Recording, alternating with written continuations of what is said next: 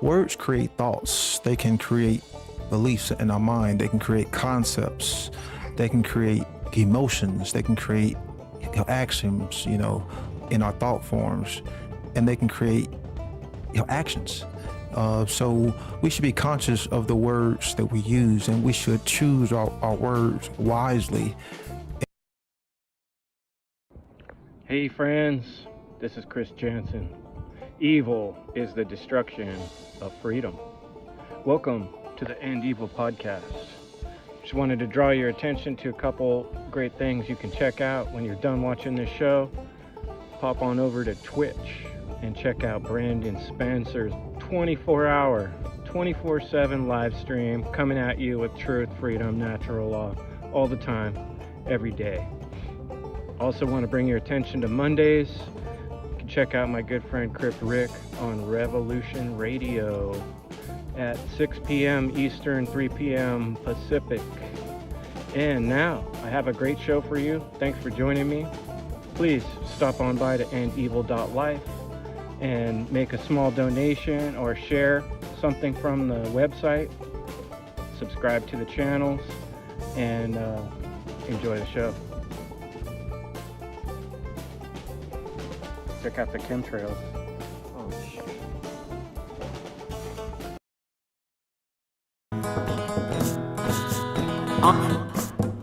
I'm in a cage. I'm in a prison. I'm in a mental prison, and a physical one at that, and definitely a spiritual one, whether that's recognized at a conscious level or not. As I wake from my sleep, the situation's got me thinking deep. Will ever the sink and all life is in extinction? Evil creeps in your dreams, secret teams rolling memes, and the filling in the in-betweens. Mind control for the teens, now they got you on your knees. I'm making my way through this open maze, but I'm dazed by mass confusion. All the images that they're using.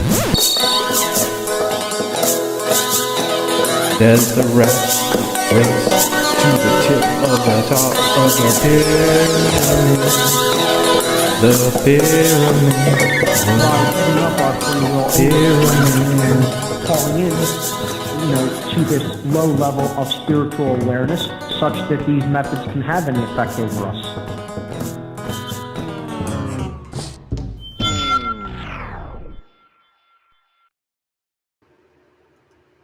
Welcome all. This is the End Evil podcast. My name's Chris Jansen, and evil is the destruction of freedom.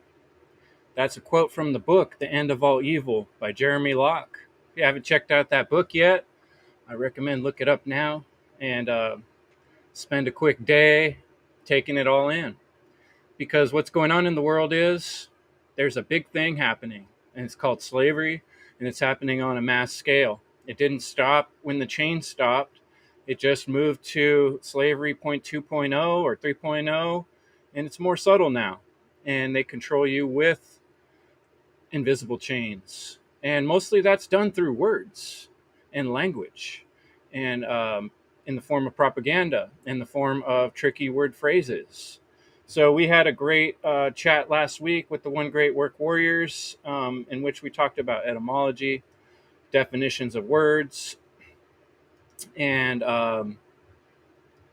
it was a great chat, and we want to have some more of it. So I brought on some folks this week to have a roundtable live discussion with me. Anyone in the audience who's watching or listening, you also have the opportunity to join live with us now and throw in your 2 cents. And your 2 cents is worth a lot more than 2 cents with inflation. So, And we should become conscious, speakers. Push the wrong button there. I'm going to bring in some friends here to get this conversation going on the power of words, the importance of words. I already have the awesome Will Keller with me, and the wonderful Leslie Powers, and the honorable and super editor Brandon Spencer. Thanks for joining me, guys. Glad to see you. Glad you could pop in. Thanks. I'm glad you made it. Leslie, I know you're having a little bit of computers, doing something wacky. Guess you got it working. You look beautiful tonight. Thanks for And having Will, us. I heard you saved some cats tonight from the heat. Yeah, my daughter Violet and I, we saved some kittens. Found them earlier in the morning. It was already getting 90, so we took them in.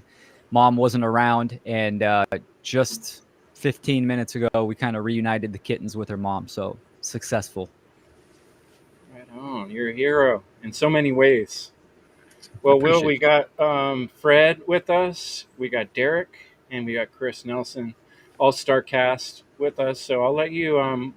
I'd love to hear your thoughts on our talk on words, etymology, clarity. Will, if you want to throw in any thoughts on that, and then just pass it on to whoever you want to next, and we'll hopefully we'll hear from everybody. Just kind of pass it back and forth as casual and easy as we want to go with it. Excellent. Yeah, thanks for having us, Chris. It's always a pleasure to be on here. The episode last week that you guys did, the power of words, it was fantastic. Everyone brought powerful points on this vital topic of words, right? Language. This is the crucial underbelly of society, and it's our communication, right? This is the first step of the trivium is grammar. Words have extreme power, vibratory power. They can be objective in nature, meaning they have a concise meaning, getting down to that origin of a word. And this is all about decoding and conveying objective reality. This is where words come into play. This is also why the obfuscation from the social engineers want to um, deceive, and the relativists and the revisionists of history always attack language and words. If you cut the head off from language and grammar, you've already infiltrated the level of available information, and you take down the level of communication between people. And this is what we're here to do as one great workers, as content creators, as truth seekers, modern philosophers. This is what we're here to do, is convey messages through the power of words. And I've said many times, you can have a full-blown awakening to what is going on in the world just by understanding the etymology, the origins, and the true definitions of words, compared to, the modern colloquial understanding and how people perceive words nowadays. Um, all the great philosophers, the Stoics, the Platonists, always put an emphasis on language and words right after metaphysics. It was right there. So you guys did a killer job. You added a lot to it. It's one I highly recommend people go check out. So I'll pass it over to Brandon. Thanks, Will, and thank you all for joining this wonderful conversation.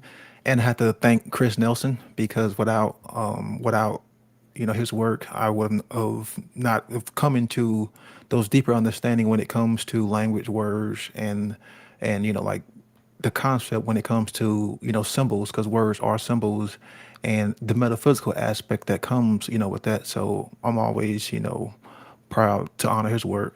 And of course, Mark Pastor's work and the great teachers, work who come, have before us, because that's what it's all about, is being more clear and bringing more clarity, not just to, like ourselves and reality, but to our understanding.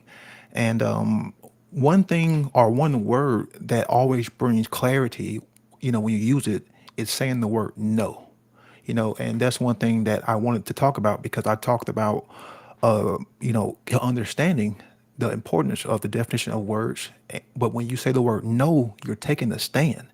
And that's really what we are all trying to encourage and inspire people to do, is to start taking a stand in whatever way you can. And when you say the word no, you are actually bringing more power to yourself, because you're saying, hey, I'm not going to let have whatever happen. This is my line in the sand, and once you cross it, I'm going to take a stand. And therefore, I'm going to be in a position of power to do what I have to do to maybe stop your coercion, to maybe stop your threats, to stop your violence. So when we are talking about being clear, I think the biggest thing that we can be clear on is using the word no when it comes to the slave system, when it comes to tyrants, when it comes to authoritarianism. Using the word no, like there's no more clearer word than saying the word no. Because when you tell someone no, you're saying, okay, I'm done. One more inch and I may react, I may use self-defense. So we need to start using this word no more than ever, because too many people are still going along with the system. They're not refusing to use their words, to use their voice, to use have their speech to communicate. And that's why we have this saying, like silence pretty much is a means to obfuscate, and it's a means of distortion, because you're not using the most powerfulest gift that you was given, your voice, to say no. So there's a lot of power in just that one word. Brandon, thanks for saying that. It reminds me, I was just going back through our video. At the end of this, I'll probably play it if we have time. I did a condensed version of our talk over the week, and you at one point in it said, sometimes it's good to just shut the fuck up. And I was thinking about that. It's something I've been working on ever since I've been speaking publicly. We podcast and you speak, it's good to talk, but you can also hear when people just start talking and they're not really saying anything. And we're always working on being more concise and not just spewing, but getting to a point, making it concise, simplify the profound, the way that Will likes to say it. I think that's a great way to share that. And I wanted to just interject, because I forgot I wanted to announce this in the beginning for folks listening. There is a type of silence and shutting the fuck up that sucks. And that's when you don't help. And that's when you're not part of the change that's happening in the world, the people that are speaking out, trying to bring this truth forward. If you don't feel like you have that voice, you can take the time to, let's say, transcribe what other people are saying. Like, take this episode, download it, transcribe it, put it on the Substack, add pictures. There's a lot of ways to help talk about natural law publicly, and we all need help. Those of us that are content creators, it's a hell of a work and burden to get this stuff all published, and we need your help. We have a lot of jobs that aren't filled. We need people that are publishing this stuff in different forms and in different channels. And anything of mine is free to share. Copy it all you want and get it out there. That's why I'm making it, and that's why it's all for free. And you should be ashamed of yourself if you understand this work and you haven't done anything. Then you should not be shutting the fuck up. You should be speaking the fuck up. And I'll just say that, and I'm going to try to be a little more quiet from here on out, because I really want to hear all these wonderful stars we have here. Leslie, are you ready to go next? Otherwise, we'll go to Fred. Yes, sure. Hello, everybody. It's really wonderful to be here. I was really excited after listening to last week's show, and it stimulated a lot of thoughts. So I'm going to try to be concise with some of my thoughts to share. And I'm going to pop off of a couple things that both, Will and Brandon said about cat.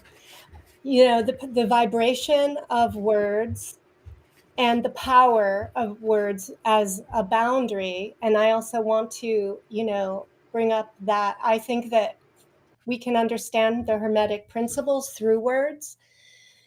We can learn about the Hermetic principles, and we can execute or activate consciously the Hermetic principles through the use of words, right? Through the power of mentalism, through understanding correspondence and, similarities, metaphors, similes. Words have vibration. We can think about seed syllables, both from like the runes have seed sounds. Syllables make up words. So words are actually complex, uses of syllables, which ultimately have a vibration. And certain sounds, certain words have different vibrations, higher vibrations, right? The Bible says in John 1, in the beginning was the Word, and the Word was with God, and the Word was God. So it is through speaking that word, thinking and feeling that word, that all is created. and that the word I am, with that phrase, you invoke your own God self right here and now. And so this key words, which, and I'm referring, actually, I'm kind of reading from a book, I Am Affirmations from Peter Mount Shasta, where I'm an hour south of Mount Shasta, where there's the teachings of the I Am. And so there's, I think, some seeds of truth within there. And this piece of the word, I think, is really worth sharing. He says that this I is the twofold activity of the father fire electronic will aspect. And the am is the activity of the mother earth magnetic love aspect, both of which must function together to manifest the full creative power of the I am activity. So it's this gender principle, and in effect, that gives the energy of creation, and where we can activate the power of word. And so this can be through our affirmations, our positive use of words. And he also describes that this meditation of affirmation really needs to be amplified through the use of 4 aspects: verbal, our voice; visualizing, using our third eye; feeling, bringing emotion; and action. So it's that alignment of thought, feeling, and action that is, activates the power of word. And so the vibrations, again, could go back to mantra, seed syllables, ancient traditions, really activating the power of sound, vibration, frequency, using polarity, rhythm, all of the aspects of the Hermetic principles to activate and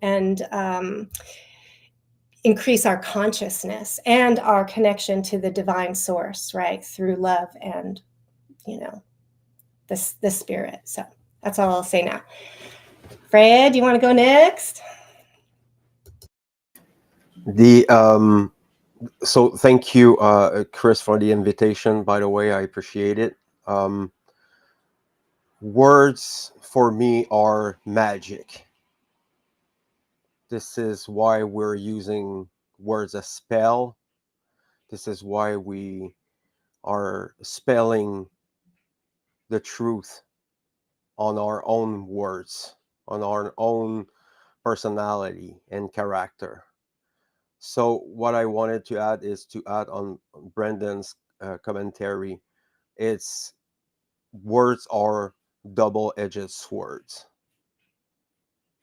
We do not put enough emphasis on the education on how to use the languages, and by experience is French and English language are very different, but kind of the same at the same time. But this is hard to understand the little nuances of the language and the way and the intention behind the words and all the meta behind it. So there's many factors that we have to look onto and its influence, and that's why I'm keep on saying that it's magic. Magic is influence. So the influence, words have started wars. Words have been used as a resolution.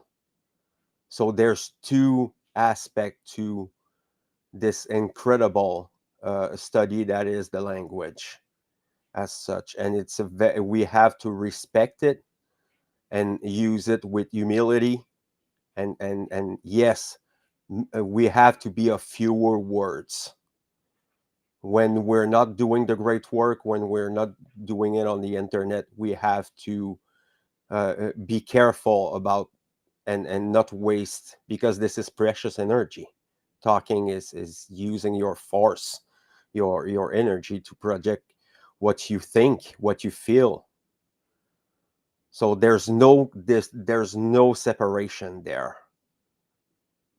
It's everywhere, and we are submerged. We are you know, we're uh, I'm losing my word, by the way. We're swimming into this sea of plasma, of energy, and that's why I said we have to be very careful with uh, the word we use, the intention behind it, and the desire, because intentions and desires are two different things. So this is what I want to add to this. Thanks, Fred. I thought of when you were talking how many fights and wars have started with the words, "What did you just say?" Right? It's just a couple words and a whole bunch of shit happened over and over and over all through history. So, like you're saying, they're precious and important, man. A couple of the wrong ones can lead to death and who knows what else, and far Mhm. worse. So, Chris Nelson, thanks so much for joining us today. You got something on the tip of your tongue there you'd like to share with us? Yeah, I got a few things I could share.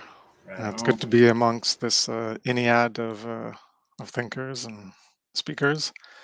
Thanks a lot, Brandon, for those nice words. Glad to have put out the work that could provide some insights to help people in their understanding. And yeah, I guess I could continue with magic. I think Chris mentioned it, was the first one to mention it last week. And that words are magic because just by speaking, you can influence others in a positive or negative way, as was just mentioned, starting wars or whatever. And an interesting thing, I mentioned the Ennead, like the Ennead of gods in ancient Egypt. Well, in ancient Egypt, there were two of the gods or goddesses that were um, originally foundational concepts. There were only two. One of them is Ma'at, which most people know, representative of morality, justice, righteousness, law, moral law, obviously, and other things related to balance and equilibrium and measurement. And the other one is Heka, and Heka was the concept of magic. So that's an important, I guess, a conceptual origin from Egypt, because even our alphabet comes from Egypt, and there's a lot of things that originate in Egypt. And as Brandon was saying, I've mentioned in my work that if you think of it in the derivation of how we started to communicate, you could say we started to grunt, or we'd point at a tree and go like, and then this was and g or whatever, and then eventually those develop into different sounds. But when we amplify that communicative aspect, and we communicate by writing it down, the the most logical form of communication you can come up with is pictographic representation. So to represent a tree is you draw a tree. You don't come up with the abstraction of individual letters that compound into words in order to represent a tree. That's an abstraction of a later derivation and conceptualization that the power of our human consciousness can employ. But at first is a pictogram or pictograph, and that's what hieroglyphics were. So whether Sumer um, derived their language before ancient Egypt, I believe that the origins of the hieroglyphics in Egypt is what came first, whether that came from Atlantis or whatever before. But that's logically what came first in my mind. And I view Egypt as older than Sumer, but I might be wrong. But those are just my beliefs, just based on the language. That cuneiform is a more abstraction of lines and wedges, and it's creating a more of an abstraction. That's a later development than a simple pictogram. And so I place a lot of emphasis on Egypt for the source of many ideas, and apophysis is one related to what Brandon was saying too, for no, um, because no is the negation of something, and that's what apophysis is, and that relates to Apophis and Isis, and Isis relates to Ma'at, as I went through in my latest presentation on morality. Um, And interesting, we've been talking about the God said, "Let there be light," or God said He created with words. So "Let there be light" was the words He used, and the Word was with God, and the Word was God. These different symbolic and metaphorical and allegorical representations trying to elucidate certain concepts. And if you look at logos, it relates to, that's what is supposed to be the Word of God, was logos, and logos is also the origin. Well, the root of logos is leg or lek, which in lecture, so reading.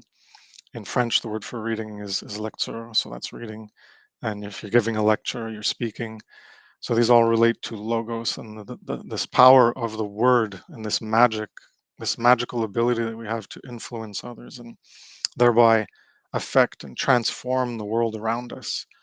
The logos is also lek or leg in the Proto-Indo-European, and allegedly where it comes from, is also the root of, when you look into ratio.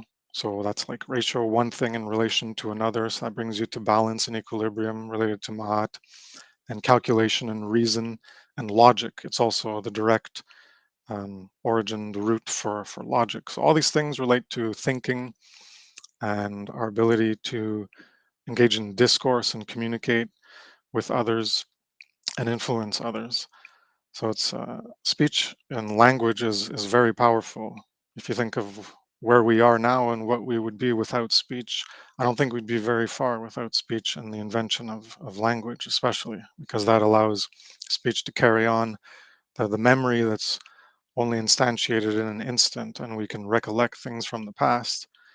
Um, by being able to write it down, we can amplify that power of language in order to carry messages forward in time, even long after we're dead, and ideas and concepts can propagate forward to future generations to build upon and improve and further amplify what we can create of our world, rather than creating darkness. We can create with the light. And the magic, um, related to magic also, is the word abracadabra. People might not know this, but I wrote about it like 10 years ago or something. That abracadabra means you create as has been said, you create as you say. And that relates to a concept in also ancient Egypt called Ma'akeru, which Ma'am as in true, and Keru is you speak. So you speak the truth. So abracadabra is like when the magician says abracadabra with his wand and the hat, and then abracadabra, and then the rabbit comes out of the hat. So he says, "I'm going to make a rabbit come out of this hat." Abracadabra, poof, and then the rabbit comes out of the hat because he's creating as he speaks. And that's again emphasizing this power. The true magic is that we create as we speak, and that's in alignment with the concept of the trivium methodology, where what you think and what you say, you follow through with your words. And in the movie Scarface, I got two things in my life: I got my balls and my words, as he says. And so that's the word. Your word is supposed to be where your honor comes from and your honesty, and that's where trust is built. Because if you break your word, then people won't trust you and they won't want to associate with you. So this helps engender a positive social dynamic between people, is having that ma'akeru, that being true of voice, being speaking things that are true, or doing your best to not willfully deceive. You can say things that are false unknowingly, and that can happen to all of us. We can all be wrong. And it relates to, or relate one last thing, the magician and the sorcerer related to abracadabra, because you create as you say. But a deceiver, what we can refer to as Mark Passio instantiated in the concept of a magician and sorcerer, is that a magician will use their words to influence others in accordance with a higher will, a higher purpose, what is a truer will in alignment with what is true. And the sorcerer will just try to influence others for the goal of manipulation and deception so that they can gain at the expense of others.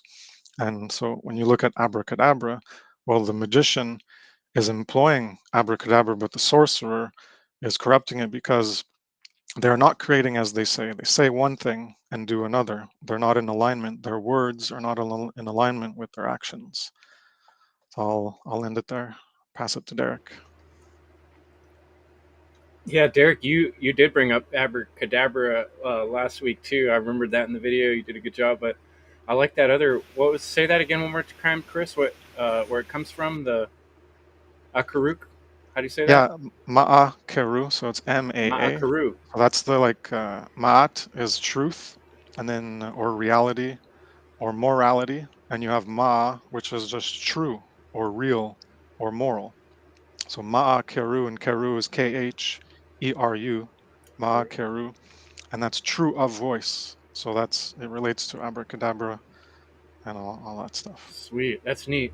And I think that points to one thing that I just want to point out is you don't realize the time we're in, how important it is.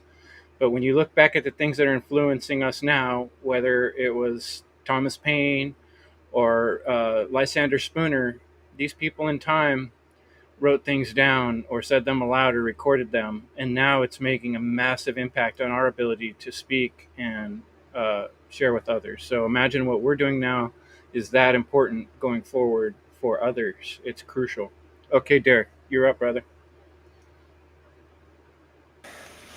Oh man, where to start? I'm just, yeah, so happy to be. Hey, my friends, like, hey, just listening to y'all. It's just great. And I didn't want to take up too much time or space because, obviously with the One Great Work Warriors, a handful of us in the chat are already up in here. And it's almost 4 in the morning over here. So after I spit my piece and hear Jerry, I think I'm gonna cut out, and I would love for anyone else who would like to jump on because I know there's limited space, right, Chris?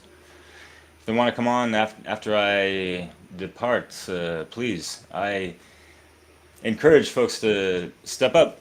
But yeah, because we're all in correspondence, right?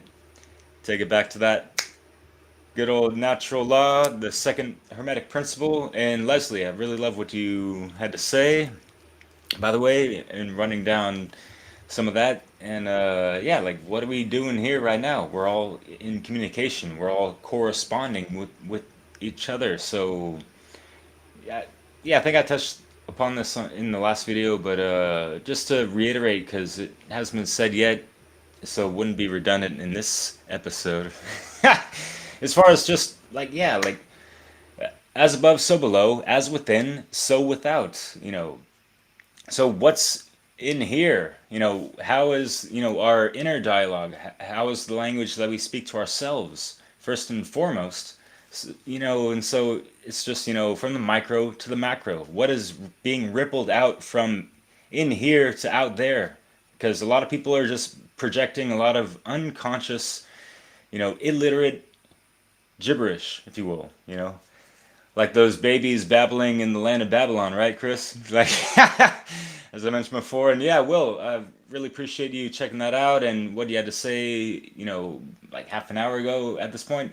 It's 3:33 in the morning. Holy shit. Good timing. And yeah, I want to sincerely apologize. I didn't really bring a whole lot of rhymes that you were hoping for, maybe, but but what, Chris? We'll have a sublime time without those rhymes. Don't you worry one bit. Yeah, maybe next time I'll make up for it with a little bit of double time. But No crime. Chris Nelson, what you had to say before was hecka cool, man. And can you real quick what was the deal with hecka again? It's like, Well, Heka is just so you have a bunch of gods and goddesses that are representations of, as I view it, qualities and aspects of ourselves, to externalize them in a concept so that we can reflect upon them, reflect parts of ourselves outwards as gods, goddesses, and concepts in order to look at them as an externalized idea rather than just retain them inside, and also able to communicate them to other people, and through that symbolism gain a deeper understanding by corresponding things, bouncing things off each other, and people can share that as like an archetype of, or a mix of archetype, or a mix of symbols that come together to represent, it could be many different things or dual aspects, And well, the gods and goddesses, there were only two that represented two foundational concepts, and that's Ma'at and Heka. They were both personified and anthropomorphized, externalized as gods. Heka was a god, and he had, he's related to Ma'at because he had the symbol of the Ka, which was the upright arms, and that's Ka, and that's supposed to be an aspect of like a spirit of ourselves, and it's upright actions, um, the essence of what we do, our deeds. And so Heka had on his head, he had the Ka on his head, and that was the representation of as a statue figure for Heka. So it relates to Maat. But those were the two like foundational concepts in the Egyptian lore. Was before the world existed, there was just you know uh, darkness, there was chaos, and to create the world, there needed to be something to put the world on. So that was in one of the mythopoetic narratives was, well, Ma'at is the plinth, so Ma'at came first as a counter to chaos because she is order. And then the world was placed on the plinth, the mound, which is Ma'at. So she's the foundation for everything. That's how the foundation of how we're supposed to create in our lives as well is to build our actions upon the foundation of Ma'at. And Heka was the other concept. So these two foundational concepts before the world was created, before existence, was Ma'at and Heka. And they're the only two gods or goddesses that are represented by those foundational concepts. Damn. Yeah. Thank you so much. And yeah, a proper foundation in those proper codes of consciousness are quite important. And yeah, to establish the proper grammar to express that and all that. Yeah. Yeah. Thank you so much. Yeah. Sorry, I got caught up in that California slang. I'm out here in France. They don't speak that lingo over here. So when I hear something, you know what I mean? So, and that kind of sucks because, there's so many, like Ebonics and other different forms of saying certain things, and people have their accents, which can be misinterpreted from other people who don't have like that just like more open-mindedness and like worldly mindedness, if you will, of just okay, like you've traveled around, you understand like people speak, there's language barriers even within the English language, just depending on how people pronounce the words and all that stuff and their accent behind it. And people might misinterpret an accent as if someone has an attitude about something when no, they're just like that's how they speak kind of thing, like but anyways, it brings me to the last point I want to bring up, and I want to pass it off to Sarah. Is that yeah, language has been used against us, and I'm not going to reiterate a lot of stuff that I said in previous videos and all that, but with the language being part of the battlefield of the divide and conquer, and yada yada, that all these tactics are used against us. It's really important for us to understand, like, how words have been weaponized and all these things. And, there's like parasitic phrases and, all the Orwellian doublespeak of the inversions of meanings, which is why, we try to emphasize etymology a good amount. And yeah. So yeah, with weaponized words, I mean, the real basic one is just like a conspiracy theorist, right? People don't understand what a conspiracy is, of just like conspirare, of like breathing together on whatever the endeavor type of thing. And to yeah, l'esprit, mon ami, Fred, what's up with that shit. And like all these things, just breath, spirit, all it all ties in together. So it's just a shame that we were not taught this in school. Of course, not the trivium. In even some teachings of the trivium, they have things out of order or whatever. But yeah, like the parasitic phrases that we just like are programmed and conditioned when we grow up, and like just with the social media and the poop culture, right? As Mari West likes to say, of just like what the fuck is all this programming, right?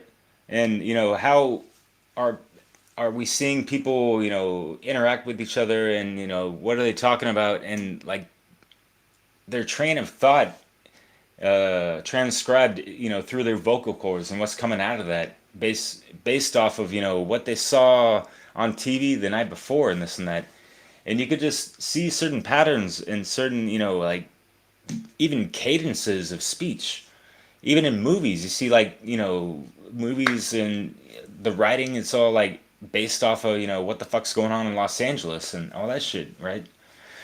But yes, it's important for us to understand, like, our thoughts, our train of thought, our articulation of our thoughts and the words that we construct in our mind before we, I mean, just having that proper inner dialogue helps out so much. Like having that good relationship with yourself and that self-talk. If a lot of coaches say, but yeah, breaking out of these parasitic things helps out a tremendous amount, and it kind of breaks the cycle of kind of like these knee-jerk reaction things, because sometimes you say, you blurt something out, and then like in the heat of the moment, and then it just perpetuates into just a negative feedback loop type of thing. So I just wanted to throw that out there for folks to take heed, because this type of shit, the bickering and whatever the fuck, is on all fucking levels, unfortunately. Infighting on whatever kind of network type of thing sometimes. So we need to be wise with our words, my friends. And I really appreciate everyone's presence here. And yeah, Sarah Cross, congratulations on your new show coming up on Revolution Radio. Gonna be chilling with Crib Rick a little bit more, huh? That's awesome.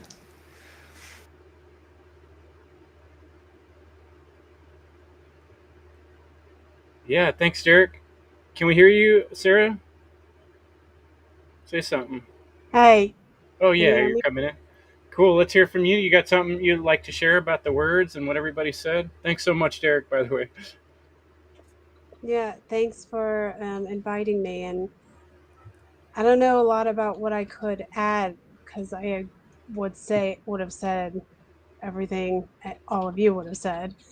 But I do really appreciate like Chris, what you were talking about just makes me want to go and do more research on like ancient gods and stuff, which is like a middle school hobby of mine because it's just interesting, even if you don't really use it, you do anything with the information, it's still it's kind of where a lot of what we are as culture is now come from is our history and what we've taken from it, what we absorbed from it. But especially with the what Leslie pulled out from the verse, the Bible verse, and that's actually like a really good one. And it's one of those things that you can look at and use it as an example, because like you're saying, words are being used as a weapon.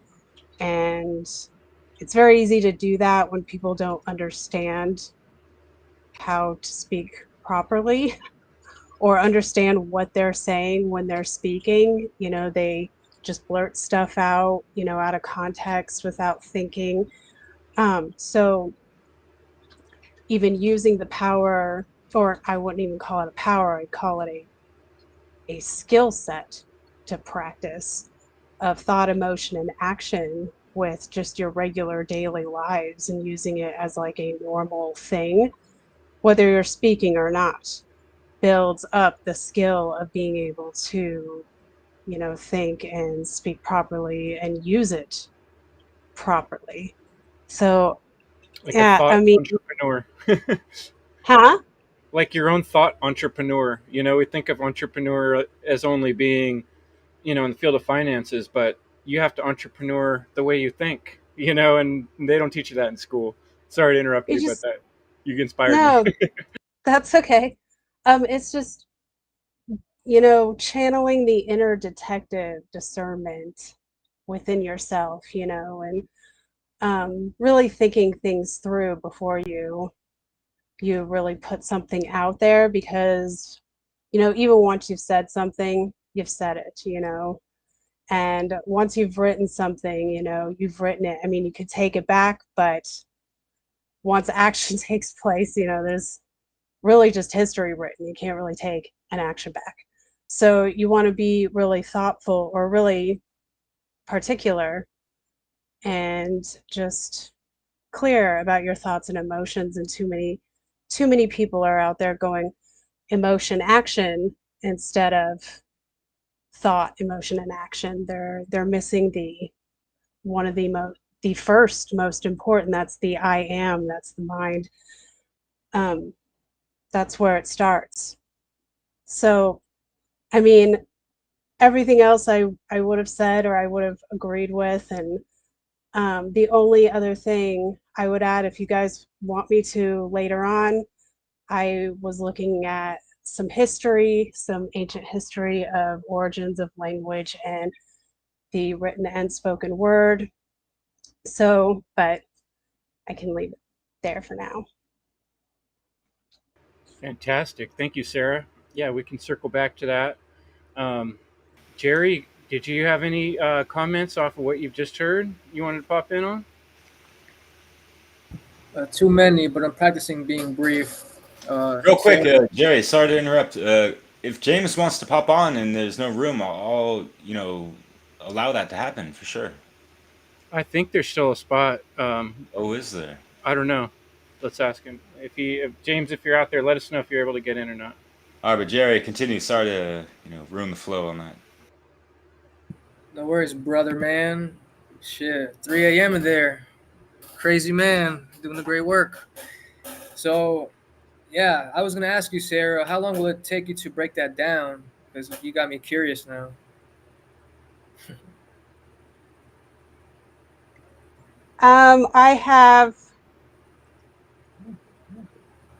I've got like 2.5 pages. That's all shorthand, and some of you may have already know of this information as well. So,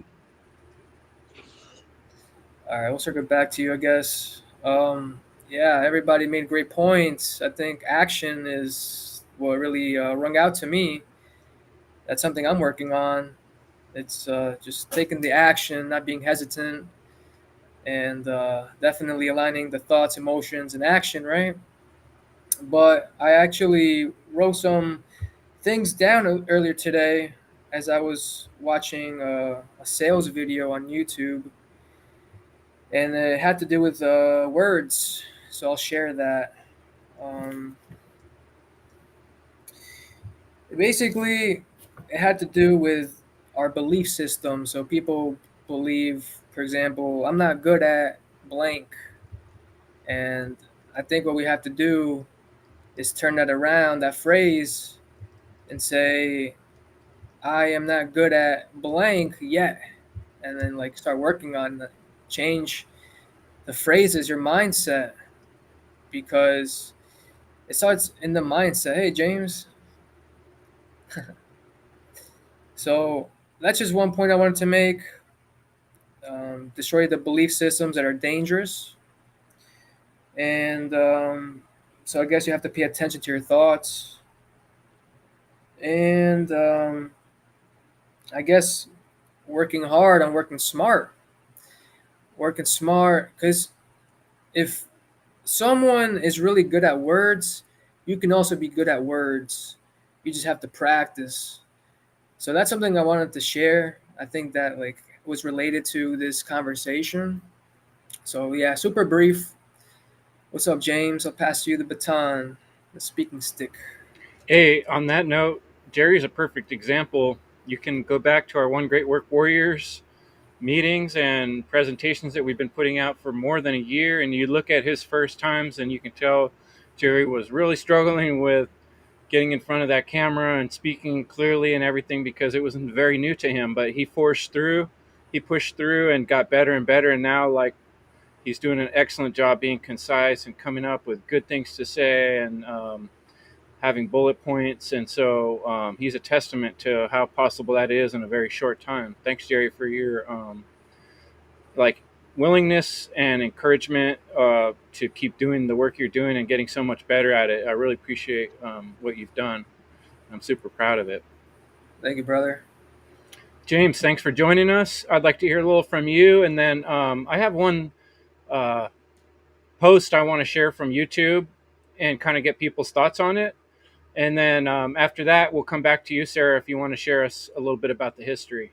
James, you're up. Hey guys, am I coming through okay? Yeah, Yeah, you coming are. loud and clear. What's up, James?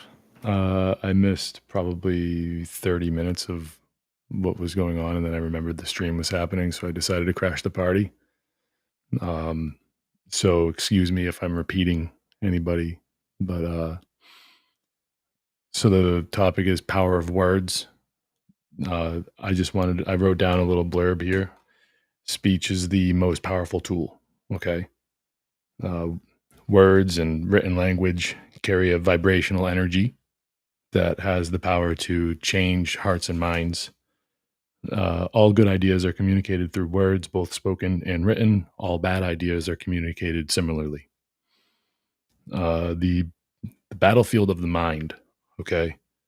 The mind that believes in authority, the mind that believes in the perpetuation of slavery, is a battlefield where language is the ammunition.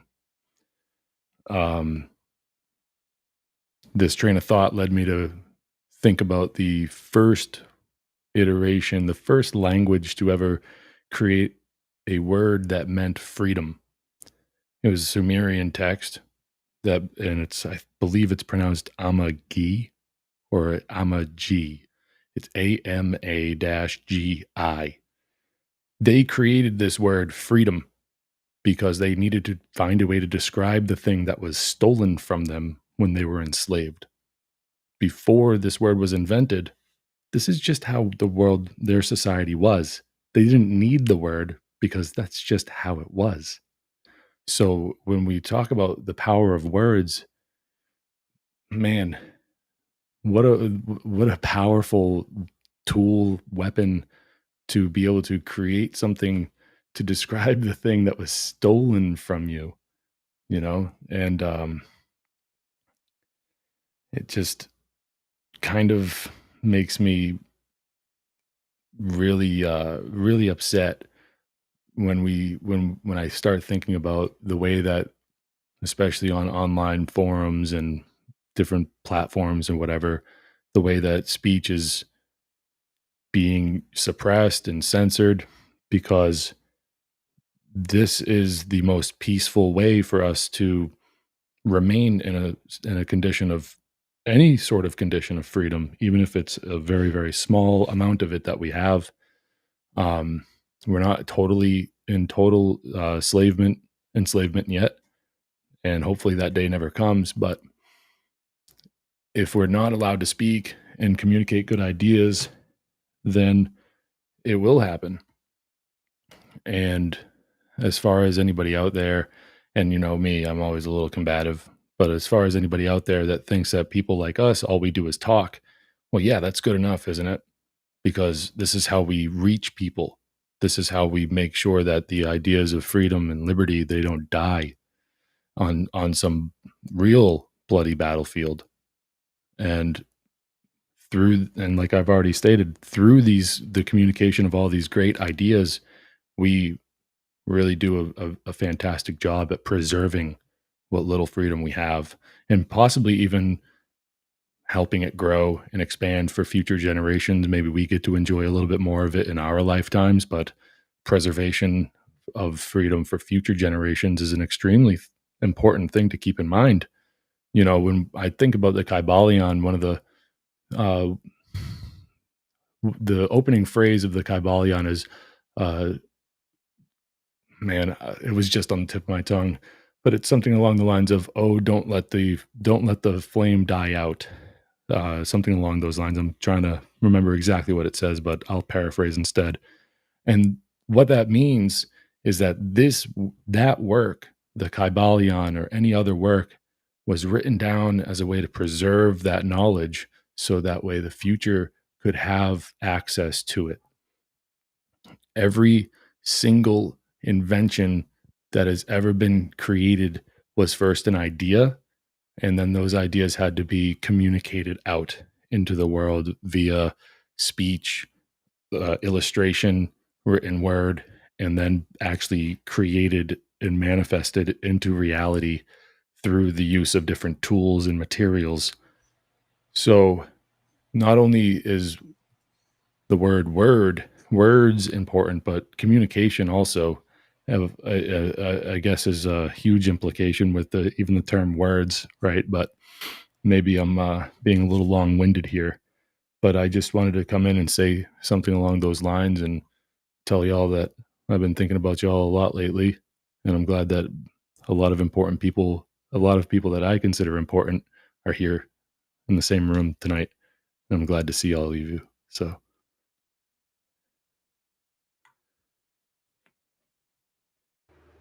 Well, I'm glad you joined us, James. And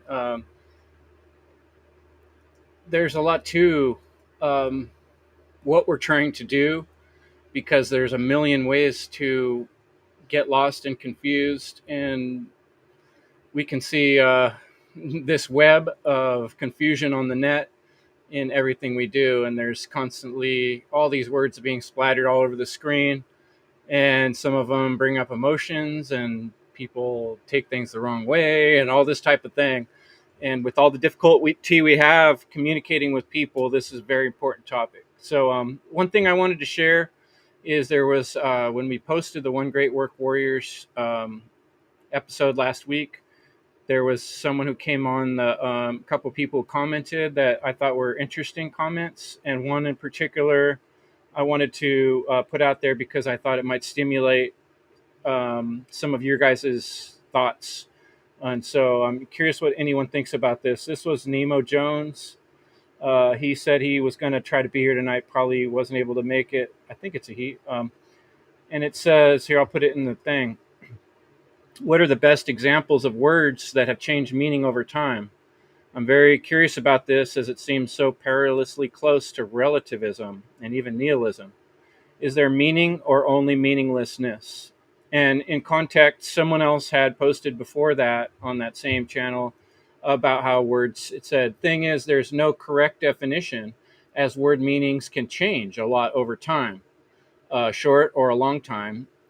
Semantic drift, they called it, which I thought was kind of a good little pun. So I thought that might stimulate some of your thoughts. And let's try to go through. I'd like to hear everybody say something one more time if possible. But let's try to keep it a little shorter. We'd like to go another 30, 40 minutes or so. And I'd really like to hear from everyone. So I think, Will, you'd be up next, but we don't have to go in that particular order. Okay, cool. Yeah, everyone had fantastic points. It's amazing. You get all these minds together and we're exchanging words. This, like you said, James, this is the battlefield. This is what we're doing. Words can program the mind. They do program the mind, for sure. It all depends on what direction it's going to go. This is also why context matters, and understanding the etymology, the root of the word and that language. You know, the English language doesn't have a feminine and masculine counterparts, unlike Spanish, French, and many other, the majority of languages, right? So there's English is kind of this bastardized version, this conglomeration of all these different languages, origins. So keeping it to the origin of the word, where its true definition, its true meaning, gives profound clarity. So I absolutely, words do have meaning, and it's important to understand what the word means. I mean, this is the whole pyramid of slavery. It starts with the words. Corporate sorcery, word magic, all of this kind of stuff. It's simple words as rights. What is a right? Or human. Or here's one, a word that has changed: freedom or anarchy. That's probably, one of the biggest ones in our realm that we talk about. Anarchy, most people would say chaos, and we obviously know that it means no rulers, no masters, no slaves. And another word I would say that has changed all over the place throughout the years is God. Now, some words, the origin, the exact origin of a word can be up for question. God is one of those, but there's a large amount of evidence showing that it's proto Indo-European, and the word God, G-U-T, from the proto Indo-European means to invoke. So even that word, it's very similar to Hebrew, the tetragrammaton, or something like Derek would say, the tetragrammaton. So it's good to know these origins and these definitions. And James, you said it's ammo. That's exactly what it is. This is true education, understanding the vibration, because that's what it really is. And this is how it influences reality and influences other individuals through that vibration. And the voice, my last point, it's a bridge of the metaphysical and the physical, because you're using thoughts and you're mixing it with emotions, and then you are speaking it as an action. So you have all three in that combination. It's a burst of magic. Absolutely. That's what words are. And Hopefully with a huge dash of intent in there as well. Intention is an important ingredient. Well, the intention is the thought. Sure. For sure. Yep. That's the thought. That's your intent. And then energy and motion, that's energy, mentation, and then the physical component of speaking it out. So I'll pass it on to Brandon. The word conspiracy too, right? Oh, absolutely. I do see it as a kind of relativistic aspect, because if we have been, slaves pretty much since the dawn of mankind, then they have controlled language since the dawn of mankind, and therefore, as they like to build things up or create things, build them up, and then destroy it in their sick psychopathic mindset, then that comes with change, because that's what they do is they, how they build societies, and then they build them up, and then they change them by way of, how destruction. That's just a sick game that they play. And I see it as a means of relativistic, because it keeps us in a state, or it creates more confusion, when you start to change these definitions of words, or, because that's what we are seeing today is, we've had certain words that had a meaning and definitions. And then therefore, as decades pass on, and then once that next, generation comes, they start to change these definitions, change these meanings. Then therefore, is that really creating more clarity, or is that creating more of a distortion? And that's really what I see it is creating more of a distortion, trying to deliberately create confusion. And we know that, confusion is one of the negative, is on that negative chart on the natural law, health expressions. And one thing that I wanted to talk about, and I'll be brief, is when I first heard Michael Tessarion talk about we need to be simple, illiterate. I thought he was just talking about, like logos and symbols, first. But as I progress in my own thinking and consciousness, now I'm starting to see it's not just, like the logos and symbols, but we need to be symbol illiterate in the words too, because if the words are symbols, which they are, because the letters are symbols, and we just conform them, so they're pretty much just sigils, then we need to understand those. And what does it mean to be literate? It means to be educated.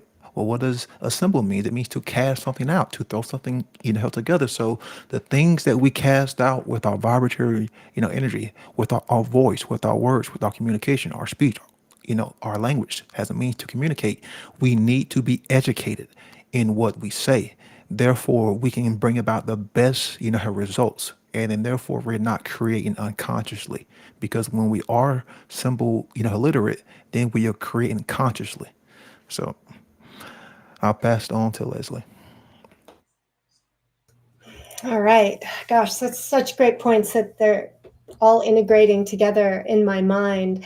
So the warriors talked about, and specifically Brandon today, about how words create definition and boundaries. The use of the word no is a boundary. It's a very powerful word and words create boundaries that then can help create definition and separation. right? So they define our life experiences. So that is one pole of the way that words separate, where it can be good, where it can be powerful and important. But that separation can also have a downside.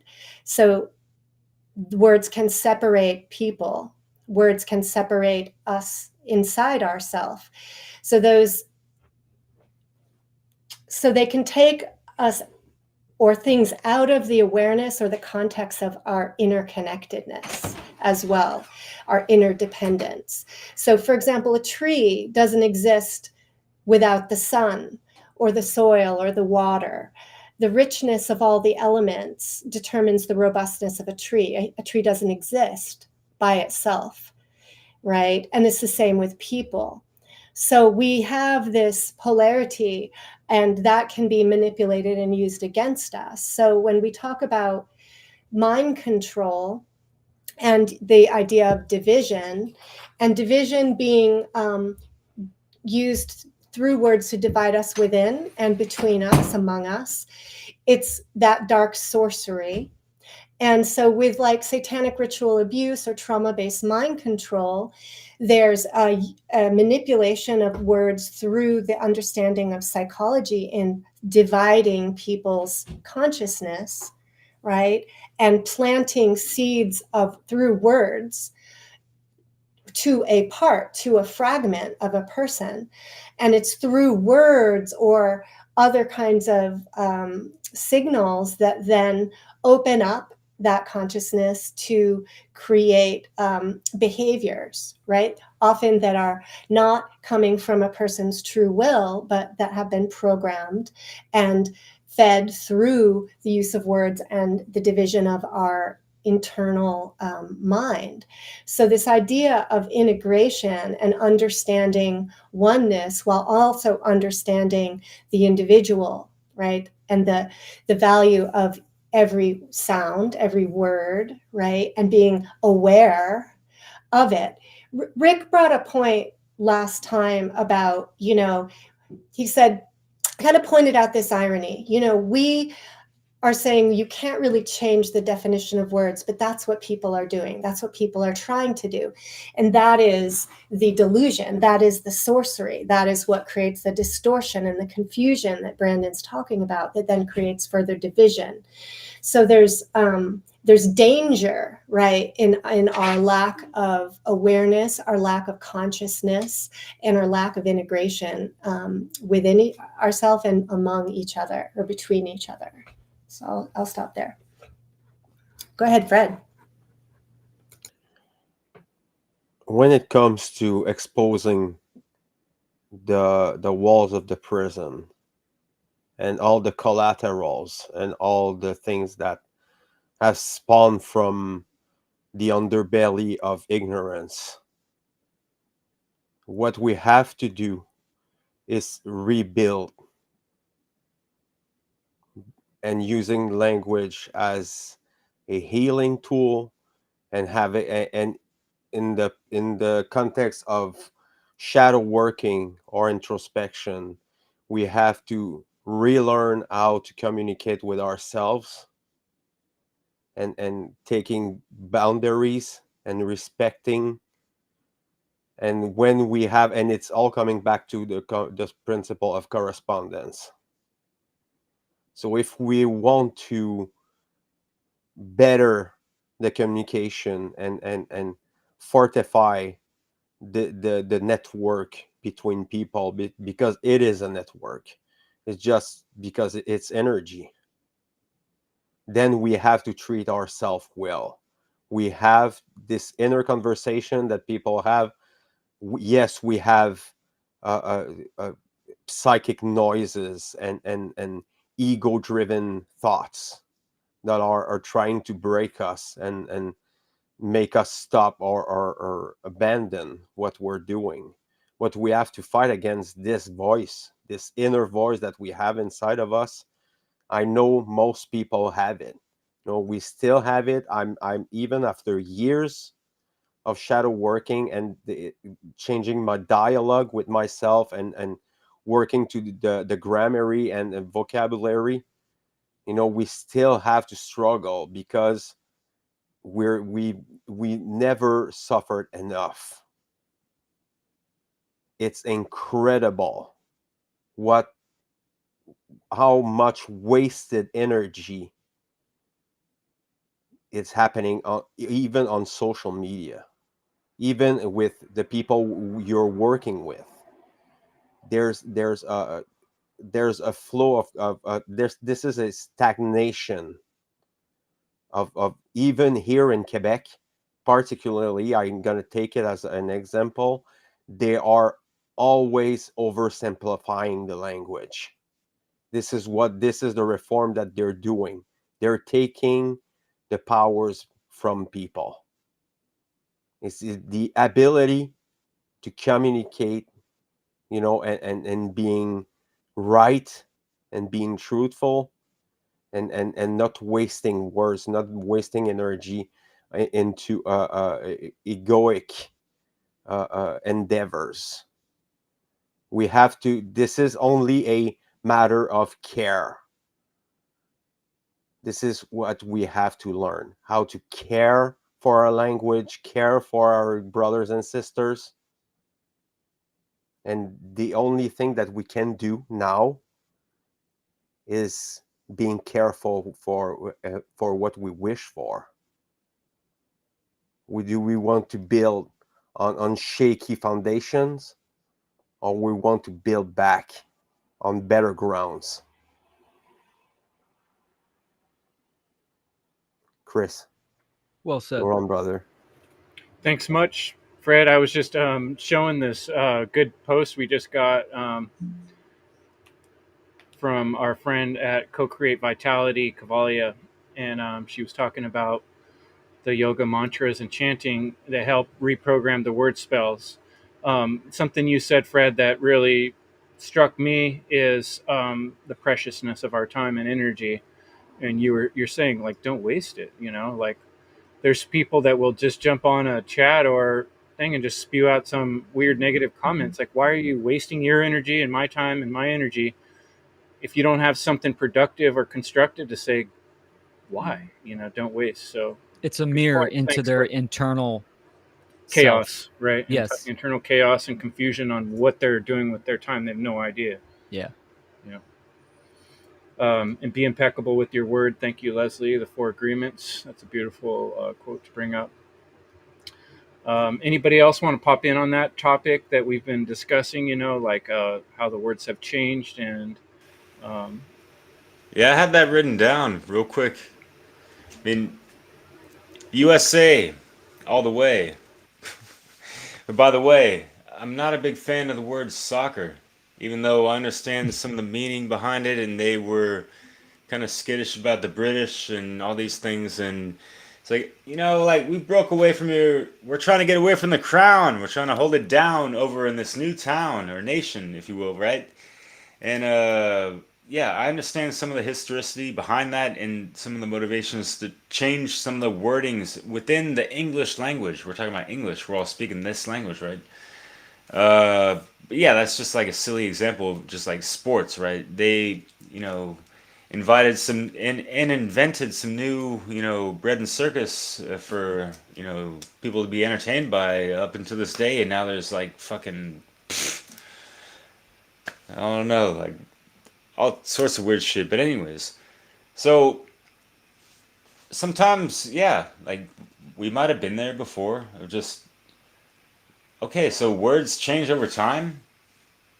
Okay, yeah, we can look into the etymology in eteam online whatever.com org and look up whatever word, and you could see the progress of from the origin to present day, and how the real definition got lost along the way. Does that mean that what we're saying right now is false? Well, it really depends on certain things, and like how serious are we really going to be taking speech? Just life in general. Like, what the fuck?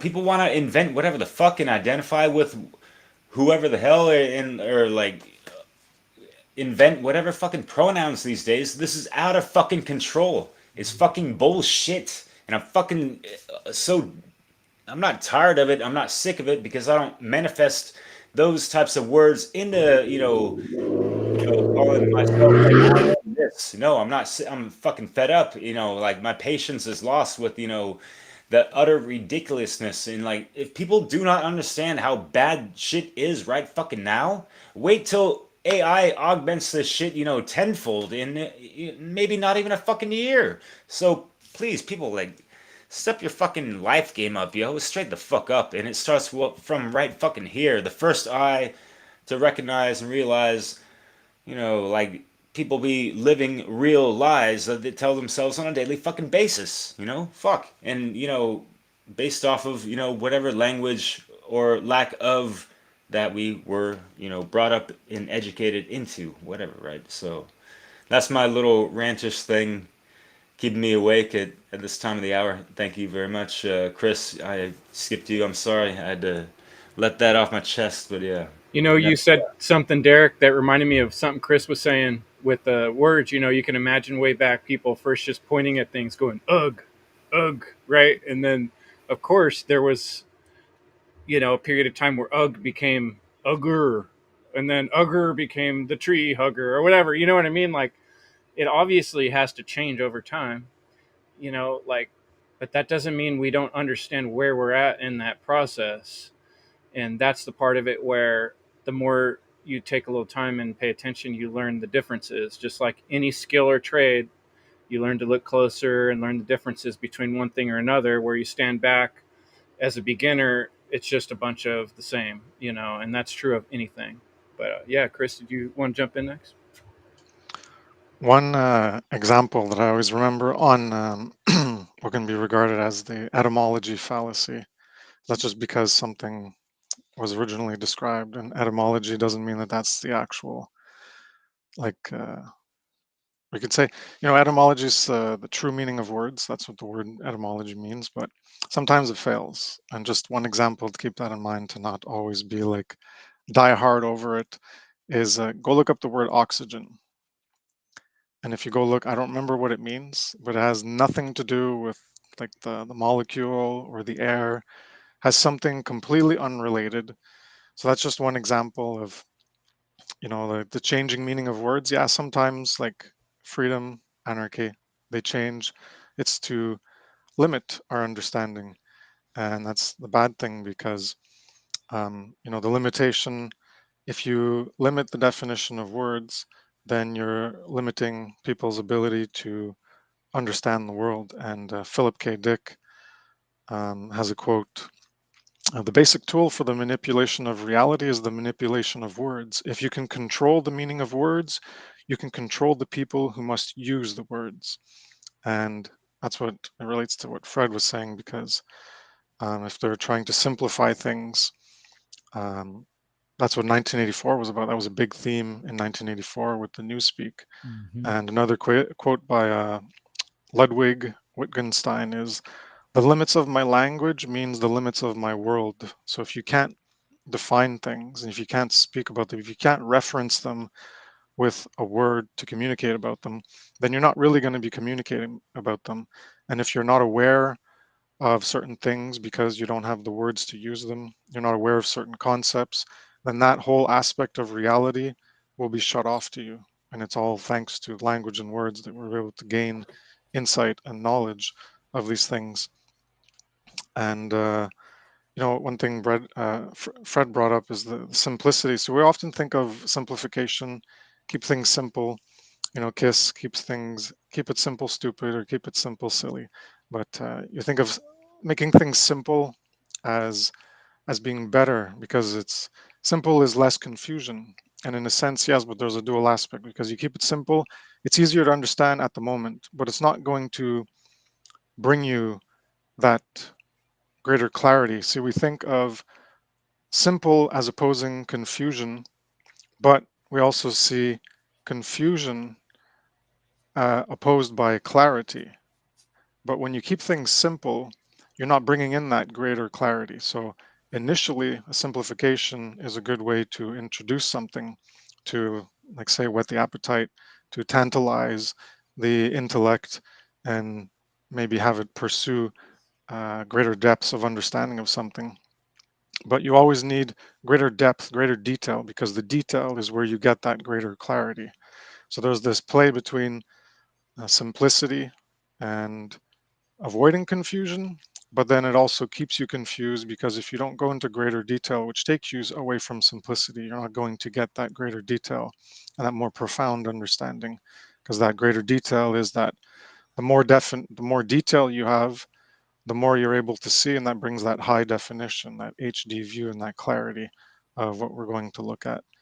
And I have like well, it's a big paragraph, but from 1984. I'll just read the second one. So it's this guy talking with Winston from 1984, and he says, "Don't you see that the whole aim of Newspeak is to narrow the range of thought?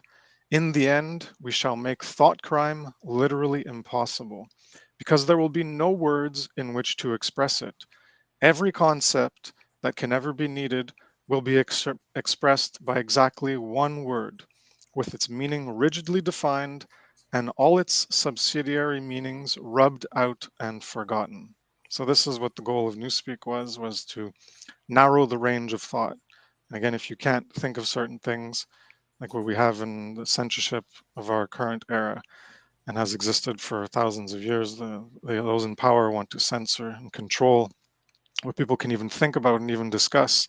Well, that shuts off, rather than have an expansive awareness of the world. Well, you're being shut off and you're being constricted in your ability to understand and formulate and conceptualize and discuss things and gain a greater alignment of your own inner reality with the outer reality as it actually is. So you end up living more in a fabricated, false, illusory world and unreality. I'll pass it to Sarah. Excellent. Have you guys ever got something from IKEA? If you get a piece of furniture from IKEA, it comes with these amazing instructions that don't have a single word in them, because they make them, I think it's Swiss or something. They make them so you can understand them in every language. And the way they draw those pictures is so succinct, and it shows just enough detail without too much that you can understand which piece they're talking about. And I think what you said, Chris, there was just reminding me of that in how we speak and how we use words. If we can describe the way IKEA does in pictures, succinctly, efficiently, but give enough information and detail so people know exactly what you're talking about, that is the goal. But I'm sorry to interrupt. Go ahead, Sarah.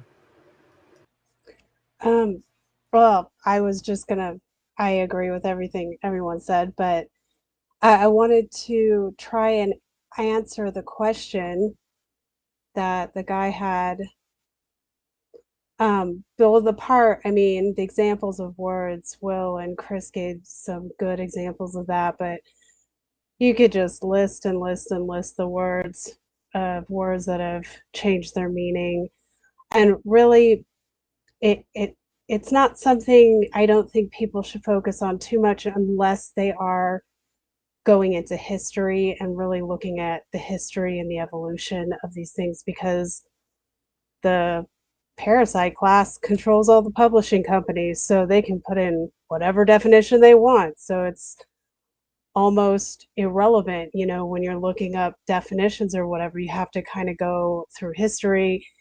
And I think it would be important too for people to consider to trust more of their instincts and understand, like, when you're communicating with people, sometimes it's more than just words. There's context behind it. So sometimes context is what people need to focus on, or really pull in as well when they're listening to people speak.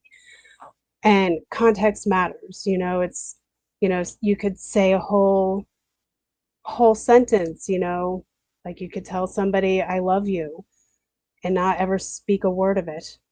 And it's how you communicate that and how we do that. So that's part of one of the traits that human beings have, like our natural inborn traits that we all have, this ability to want to be able to express communication in some way or communicate some way. So I just wanted to add in to everything that people should maybe consider, that when you're looking at language, it's not just the words that we speak that we should be looking at. We should be looking at how we communicate silently, how we communicate through art, because art, I say this all the time, art is its own language. I mean, it's part of, I mean, we wouldn't have language unless if art didn't exist. Like, art technically came first. It was maybe the first form of communication, because, I mean, that we know in our history that we know of. Who knows? There might be a whole bunch more just like stored away, hidden in that underground Vatican library, so there's all kinds of things that we can still discover about this kind of stuff. But I just wanted to add that in, that, you know, and maybe, to the person who asked the question, maybe they should discourage, or if they do this already, discourage the use of things like abbreviating sentences, because you don't want to spell out the whole word, or when you're typing something on the internet, or writing an email, or whatever it is you're doing, or maybe don't, put out a whole text message in like emojis, because that's the kind of thing that Chris was talking about with like the 1984 concept of dumbing down the thought process, so that we have no we don't have any practice skill set in actually communicating. You got like people trying to tell me something and like a whole text of emojis, and I'm like, I don't know what that means, because I I know how to read books, so I don't know how to read that.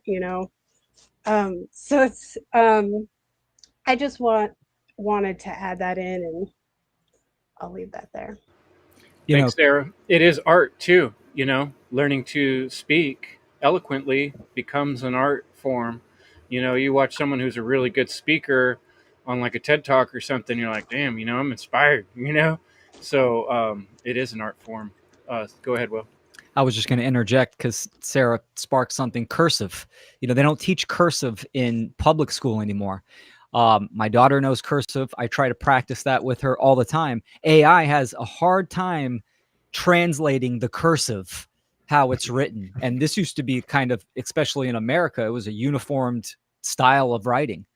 And that's something that's been completely, eradicated from, modern, quote unquote, modern education. And real quick, we had actually talked about that kind of a few days before we had recorded, that, words and language isn't just so, purely logical, like there is a nonverbal, aspect to it. But we wanted to kind of, figure out like who is this video going to be for? And, of course, we wanted to kind of keep it more basic and clear because Chris had brought up some good kind of examples, and Derek wanted to talk about, like green language and stuff like that. But yeah, there is that kind of more like deeper aspect when it comes to language and words that people should, help explore. And there is a like a non-verbal communication too, because when we are talking about, communication, you don't necessarily need words because you can communicate, like just with your expressions, just with your body, so, but yeah, how we had thought about that. Right on. Well, we got a few more minutes. Jerry, James, anyone who hasn't spoken up again on this round, feel free to jump in. Go ahead, Jerry. Save the best for last. Anyways, I don't know. I was just thinking like about telepathy, like how words are vibration, and like you can communicate with people telepathically without even saying a thing. And that might be, the future. People like don't even speak. They just, get their whatever they want to cross just telepathically. But I don't know. Derek is falling asleep there. Anyways, yeah, I think you guys made great points. One thing I'm very curious of, because I looked up words that change over time, was the meek. So let's see. Meat was used to describe any kind of solid food. Now it specifically refers to the flesh of animals. So, I mean, I looked up like a video on like words that changed meaning over time, and like it made sense. Whoever was, uh, teaching it, I can't recall anything, but that's an example. But yeah, I think going back to the origins is super important. And then something I didn't mention during the roundtable discussion, you know how we say words are magic, they're spells, like they're also curses, right? So we have to be careful about the words that we choose. And I don't know. What else did I want to say? Like, I guess, you know how you say that the word was God, but then someone said God is eternal. So he's like omnipresent. So I just wanted to say that. And I don't even know what else to say, but have the courage to speak, and I'll pass it to James. Chris Nelson, did you say the Philip K. Dick quote? Yeah. All right. There's a lot going on. So sorry. So, anyways, the Merriam-Webster dictionary is owned by Encyclopedia Britannica, okay, which is owned by the Safra banking family. And up until 2019, a woman named Leslie Gelb was the was on the editorial board of advisors. Leslie Gelb was the president emeritus of the Council on Foreign Relations. And so now you can kind of understand the weaponization of language through the dictionary a little bit better. These are the people who decide. It's the bankers and the CFR members that own and control the way that words are defined in those big, thick books that people don't own anymore, anyways. So, but hey, freedom of speech, who can be against that? Teenagers come up with slang words all the time, so their parents can't figure out what they're talking about. Way to go, rebels. You're really doing a good job there. As far as the hieroglyphics that people call emojis, whatever, freedom of speech for the win. It's not until the mob comes crawling out and starts using words to manipulate and deceive people that it becomes an issue. And when they decide that they can change definitions at a whim, it does create an atmosphere of anxiety and stress, which can kind of, break down kind of a civil cohesion that might have once existed, where we were able to speak and know what words, what we meant by saying certain words. We use language to identify things. That's exactly why language was ever invented in the first place. We needed a way to point at something and say, this is what that is. That's an apple. And we all agree that we're going to, that's an apple. The very use of language itself, the vibration of language is used. Like we have this gift, like the vibrations of the syllables, the letters, the words, how all the letters make up the words, they all fit together a certain way. It's divine description, the way that the vibration holds the word together and carries that energy from my mouth to your ears. And you're able to process that and translate it and know what I'm saying. If we're fooling around with definitions, then there's no way for us to have anything more than a superficial relationship with reality itself. And that's dangerous. As far as any specific words, the first one that came to mind was vaccine. That one was changed very recently, and it took the world and it went ass over tea kettle on itself. And that's, just as an example, I think that Derek might have mentioned something about the different sexes and how they're playing around with that. And yeah, I agree that's ridiculous. But at the end of the day, Yeah, like one I of already our said, commenters brought that up too. People losing the definition of the basic gender, like Yeah. defying reality itself. Yeah. But I mean, when it comes There's down no to it, up, there's no down. freedom of speech is, I mean, but we can't abuse it. It's an important thing to be able to hold on to, but that doesn't mean just because you're able to speak whatever which way you would be able to, if your mouth can make the words, go ahead and say them. There might be negative consequences for some of the words that are coming out of your mouth, but hey, if you have the bravery to say the words, then you should be able to take it, like a grown up when the consequences come your way. So, but it's not freedom of speech. So, just to reiterate, the gist is it's not freedom of speech to deceive people by altering definitions of the words that we use to identify reality itself. That's dangerous. That's a no no. And that's how freedom is decreased and slavery is increased as a result. So, we need to get back on the same page as far as language is concerned. There's many different languages. Most of them are beautiful. Some of them are a little rough around the edges.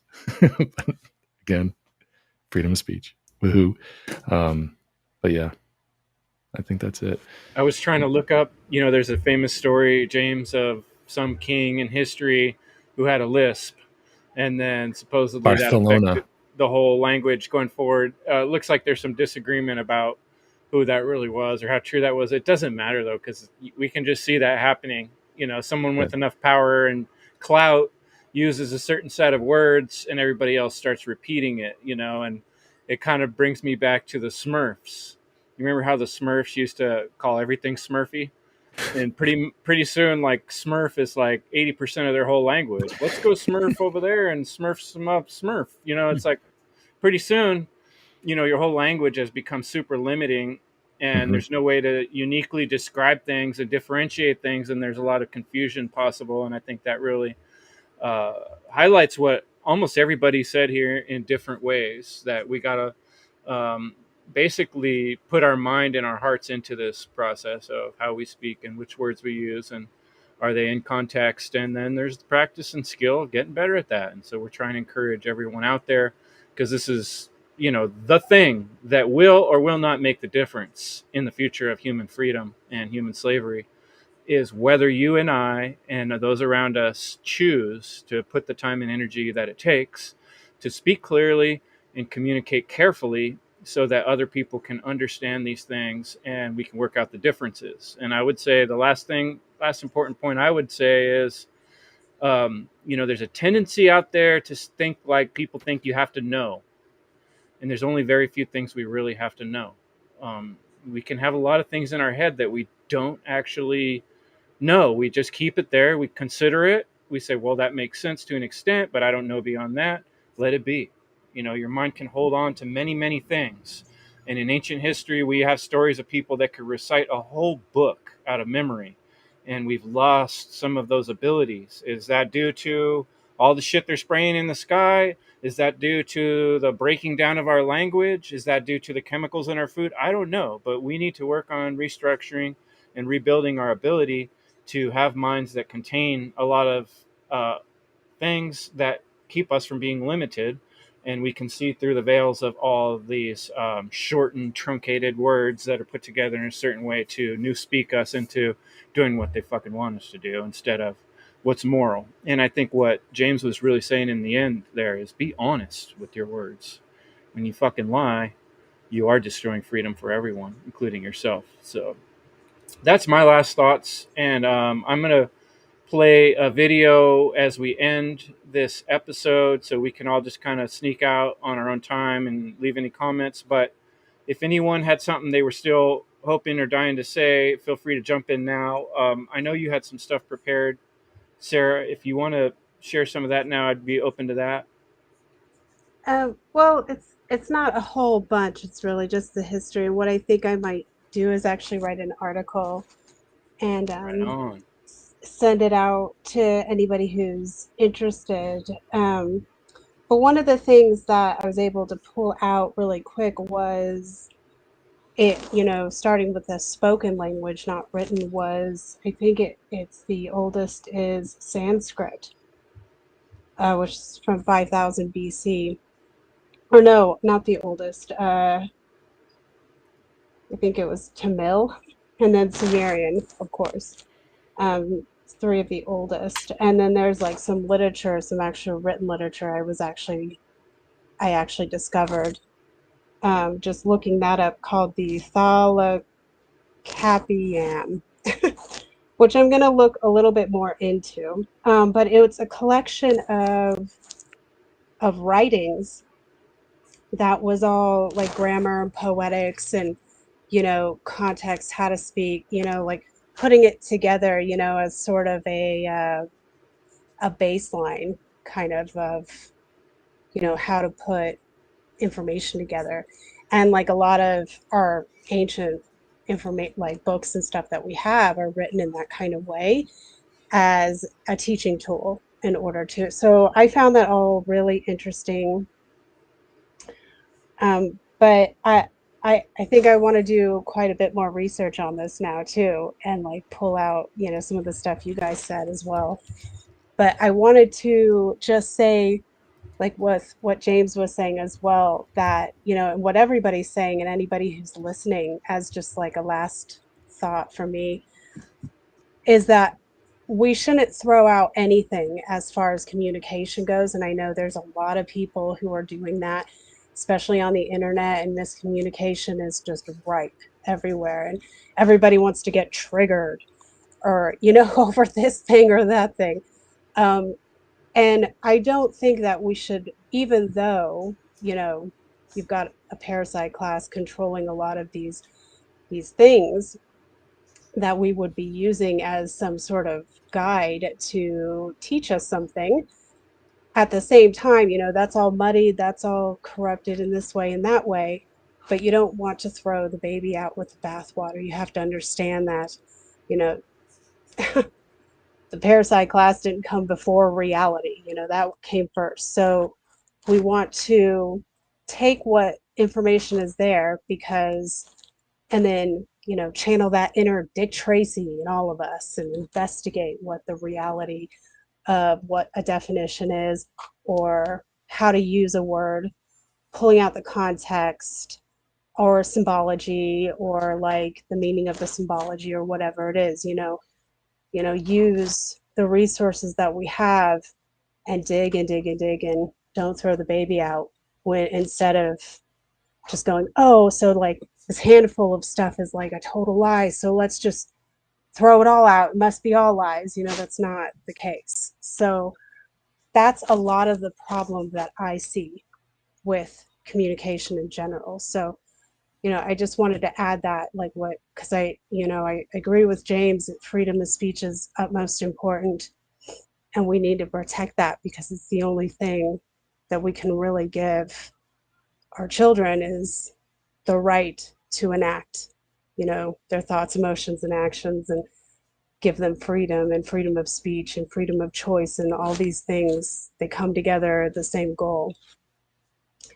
So that's what I wanted to add. But I look forward to doing more of this research and pulling out some of the stuff you guys said. Fantastic. I hope we inspired a whole nother presentation we can later watch.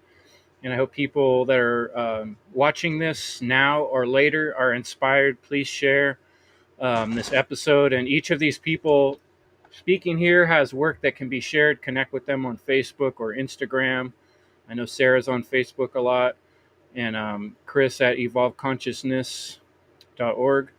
And Awaken Your Mind, and willkeller.com, and Brandon Spencer's Twitch, and Leslie Powers, AliveThrive.life, Fred with his podcast is doing live shows a lot of time. You can catch him on Facebook, I know, and other One Great Work channels, Network. Libercast, One Great Work Network. There's so much awesome work out there. James recently just announced his new podcast, and we did an episode about 2 or 3 back you can check out, about the Voluntarist Academy. And Jerry's part of the One Great Work Warriors, and he's got his YouTube channel and starting some stuff on natural law.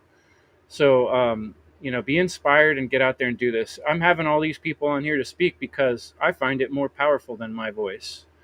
I learn when I hear all these people speak. And so being able to listen to different perspectives and aggregate them and put them together is how we get closer to the truth. And I find it to be respectful of other human beings and the energy and time they put in.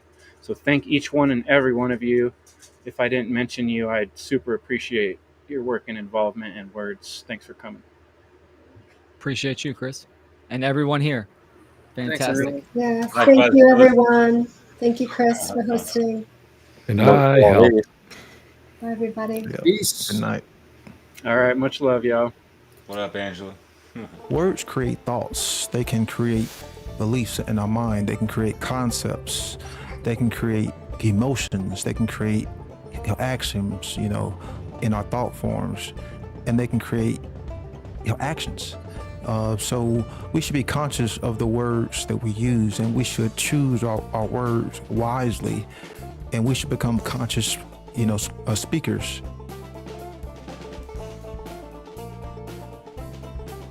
Words that we use would be reflective of our consciousness.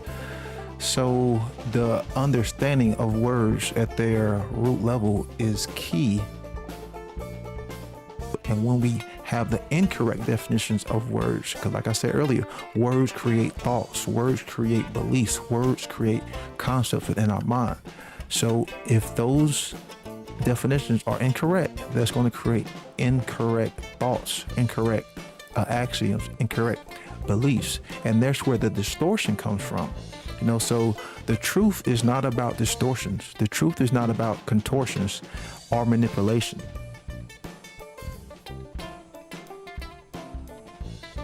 Language has been something I've always been interested in, and playing with words. It's actually pretty important, and especially for those trying to produce content, and or whether it be through videos or write articles or do your essays, whether it be just writing them, putting them on Substack, or having video essays to that. We want to have our words razor sharp so people can really understand it.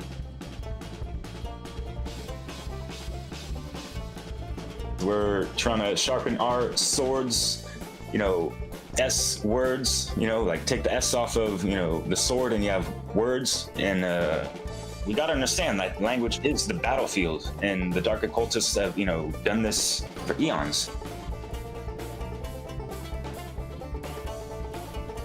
It's super important to know your words, the definitions of words like the back of your hand. And it's easier to express yourself once you know these words. You get a better picture of the world, and that's what we're going to talk about, is the importance of definition, right? We use definitions to understand our reality. But what I wanted to talk about was the literary importance. So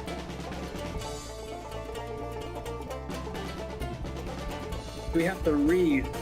But reading is how we become free, how we understand words, sharpen our words, because they're spells.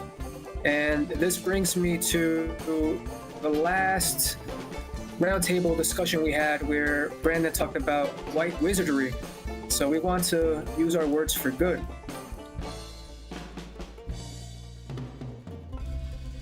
I looked up natural law because I didn't understand the meaning of those words. And now, fast forward, I'm here doing a roundtable discussion with the One Great Work Warriors. So I really just encourage you to ask questions. If you don't know something, it's okay to say, I don't know. Write it down, look it up. That's what I've been doing lately, is if I don't understand something, I'm gonna ask.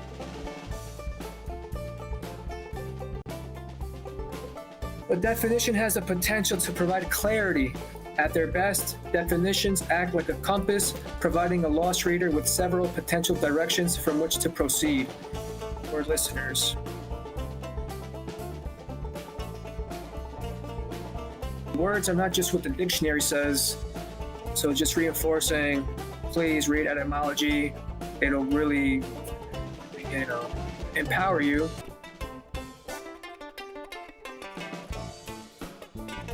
You're seeing the meaning of words changing. Their meanings and definitions are changing right in front of us. They're slowly doing it. And that's scary to me, because that's the problem, is that they're actually doing this.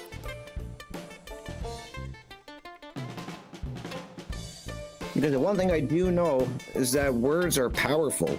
I mean, think about it. They can invoke feelings. They can invoke thought. They can incite a reaction, either for good or bad, just by words. So that, to me, that's so powerful. And that's the thing, is that that's the danger too, is that if you don't have a good understanding of words and their meanings, then they can be used against you.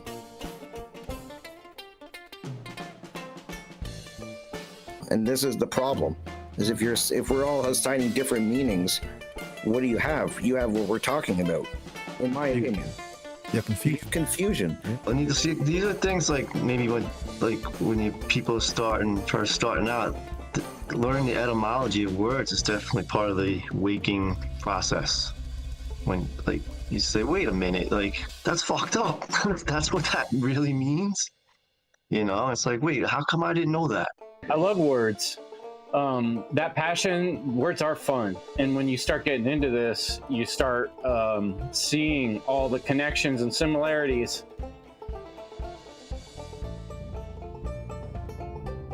To communicate with other beings. And it's a power. It's a way to leverage things in the world. So the way we use our words is crucially important in this reality, because it's how we manipulate our environment. And if you think about it, like I'm saying, going back to little kids, I remember as the kids finally started getting the ability to just use the words, we used to say, use your words, because they'd want to start throwing a fit when they couldn't get their way. They'd be like, nah! And then we'd say, use your words, what's going on? Communicate with us what you need, And when the little kid has the ability to say, I'm hungry, or, then they don't have to go, bah! But right now we're living in a world of people that are still crying like babies.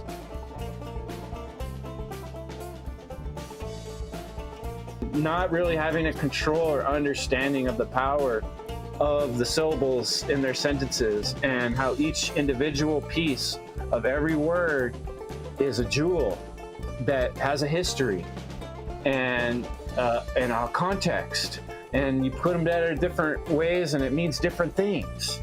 And there's endless exploration and treasure in all these little parts and pieces of utterances that we make that change and control the world and environment we live in. And currently that environment is one of slavery, and we're speaking slave languages inside of a slavery system. So the better we come to understand that language, because that very language is part of the main thing that's controlling us and our minds, is because that's how reality changes in this world. It's spoken into existence. The word became flesh. The word was God. Damn it.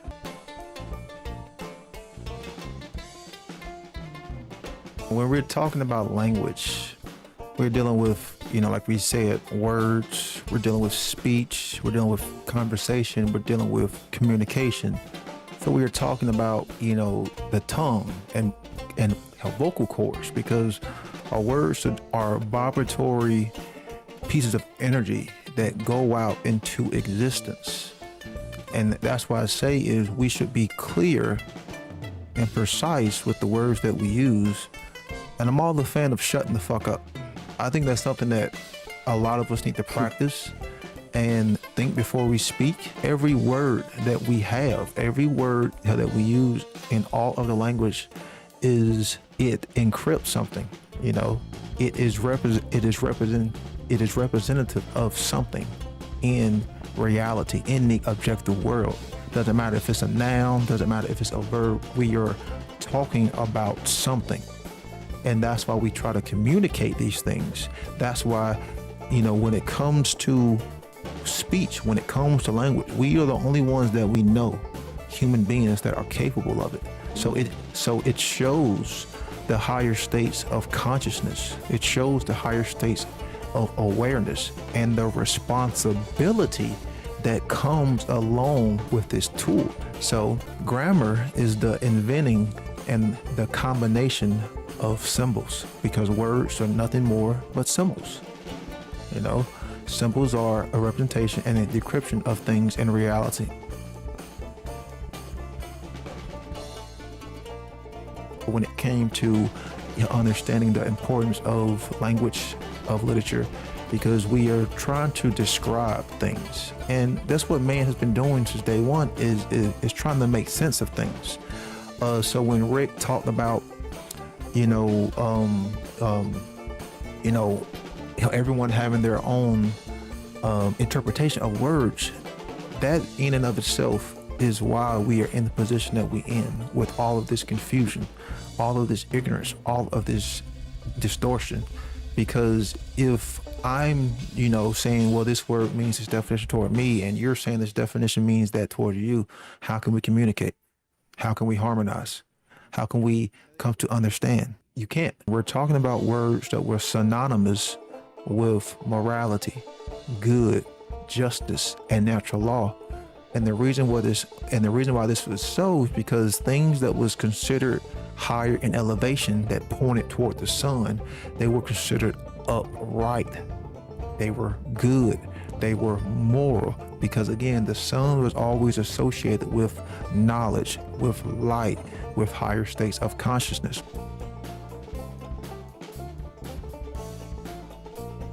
So when we truly understand something, we are imploring that the light, the clarity is coming in. Therefore, it gives you elevation. It puts you in a position of power to make a choice.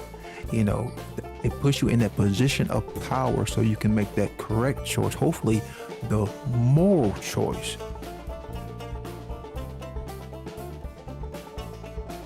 Talking about the right thing and actually know what right is.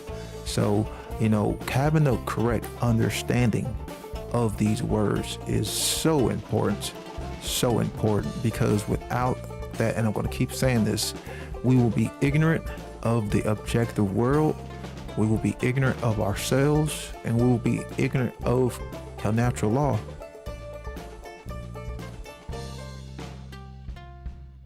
Going over the 5 domains of language, there is phonology, the rules of speech sounds, how phonemes are used, and think of, I'm in correspondence with people in France, and those are francophones, Anglophones is English, right? So yeah, I'm sure people understand that basic understanding. And then morphology, the rules of word structure, how morphemes are used.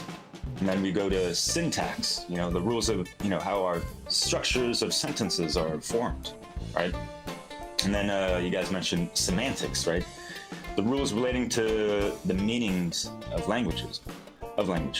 So that corresponds as well to the air elements in regards to, how we are sharpening our swords and to really be wielding the sword of truth, that double-edged sword that cuts through the bullshit. And that's going to correspond as to how we have correspondence or communication with other people, right? So these are things we've mentioned in previous discussions, and not like this is our forte per se, and that's an interesting word right there, because that, in French it means strong, and what is like fort, take the e off and drop the accent, of course. Fort means like strong, a stronghold rather, right? And so yeah, it's just beautiful how these things line up when you understand the root words of things and how they correspond between different languages. I love that shit. But what I don't love is that Orwellian double newspeak or whatever the hell that people are all caught up in, right?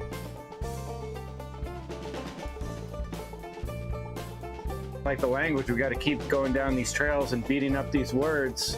And sharpening too, process is a slow process. You're like with a whetstone going down to finer and finer grades. It's a lot of rubbing, right? Like, so you're refining as we're talking to each other and having conversations with people and practicing our rhetoric. We're refining our sword and making it sharper by practicing with it, by, you know, shaving the edges off, by keep on working it. It's not just an overnight thing. You make a sword by beating on it over a period of time.